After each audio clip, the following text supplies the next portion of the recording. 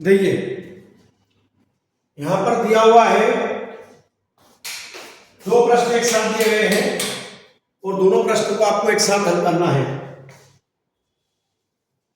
Sign 67 cos 37 minus sine 37 cos, मतलब आपका sine A cos B minus cos A sine B, इस प्रकार से इसको, मतलब आपका साइन ए माइनस बी का फार्मूला बन गया है। क्या का बन गया?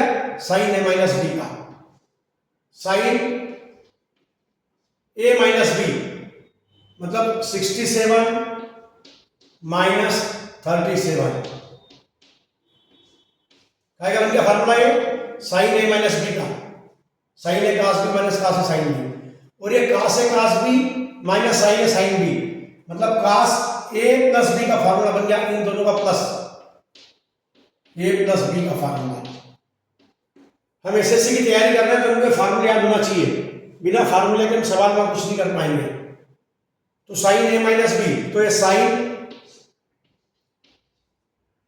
67 में से 37 गया, 67 में से तो बचा 30 डिग्री, साइन 30 डिग्री, और इन दोनों को जोड़ेंगे हम तो ये भी क्या हो गया आपका cos 30 डिग्री। अब इन दोनों का मान रख दीजिए, साइन 30 का मान कितना होता है? बोलो 1/2, cos 30 का मान √3/2, 2 से 2 कट गया तो उत्तर क्या आया? 1/√3। बहुत सरल प्रश्न आते हैं, लेकिन आपको वहां समय का जब रहता है तो आपको इसे दिमाग नहीं करना पड़ेगा, किसी का आएगा इसका मान इसका मान, और मतलब अधिकतर मन में कैलकुलेशन करना पड़ेगी यदि आपने बार बार प्रैक्टिस की है तो।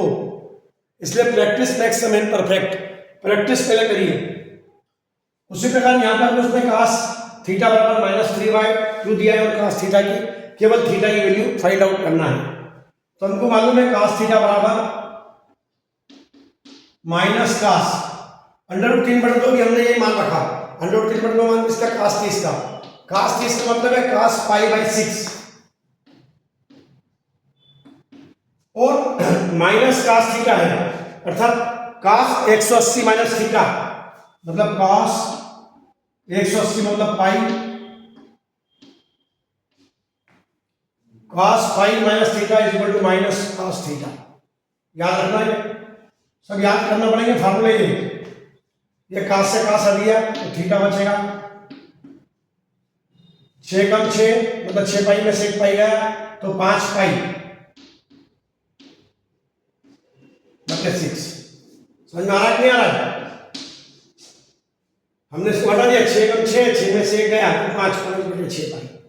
ये आपका थीटा की वैल्यू हो गई यहाँ पर। इनको ध्यान से आपको करना पड़ेगा।